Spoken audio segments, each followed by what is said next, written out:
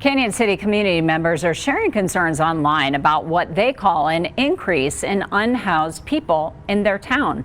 The mayor is responding on social media, saying he plans to find a solution. Our Liv Wood spoke with him to find out what's in the works. Over 500 likes and nearly 450 comments. This is a Facebook post by Cañon City Mayor Phil Lund. We've got to make sure we're taking care of all the citizens of the city and those who have homes, that their properties are not being violated. And the photos he's talking about?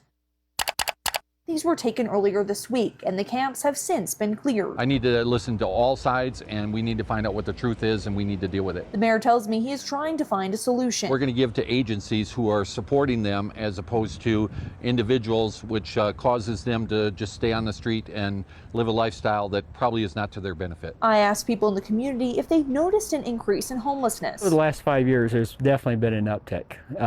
That's definitely more noticeable. Maybe not in the past week, but years. Instead of the Band-Aid, look into successful programs in other countries even, or in the United States, that have worked well, and copy that. That would be a good approach. We need to realize that this is a symptom of some issues that we have.